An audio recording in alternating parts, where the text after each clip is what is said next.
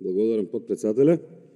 Колега Пасиев, кажувате дека вие не сте суди, и токму така, и ние не сме суди, меѓутоа овие пратеници од мнозинството се однесуваат како суди. И ова не е прв пат, ова е втор криминален договор кој што треба да се озакони во оваа држава. Првиот се озакони со онаа приватизација за време на транзицијата, кога и вие останавте со родители кои што беа оставени на улица, и јас, едниот родител, и мојот еден родител остана на улица во тоа време. Тогаш го протнаа законски, за понатаму да нема никакви последици, и сега сакаат истото да го направат. Исто така, предходно слушавме многу пати дека и приватизацијата на Охта била криминална, и тоа е окей. И тогаш имаше законско решение. Сега ви правите истото. По што се разликувате со тие што тогаш го направиле тој криминал кој што за вас тогаш беше криминал, а сега не е криминал? Да, почитувам Апасиев како сограѓани.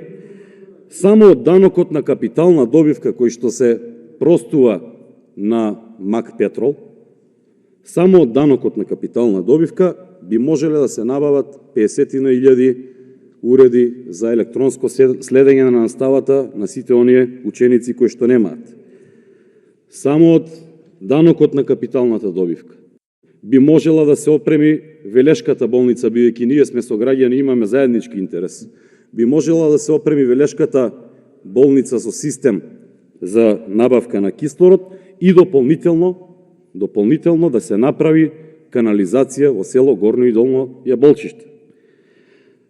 Само со данокот на капиталната добивка би можело да се направи пат во должина од 3,5 километри во општина Чашка од селото Согле до манастирот Пресвета Богородица.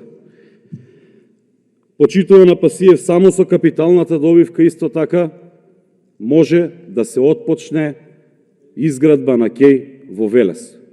Зборуваме за невиден криминал.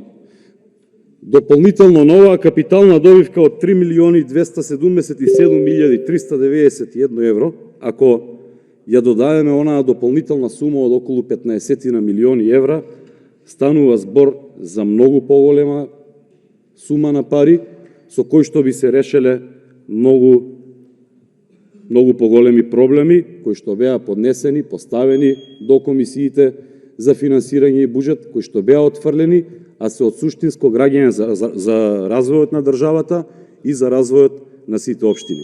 Благодарам.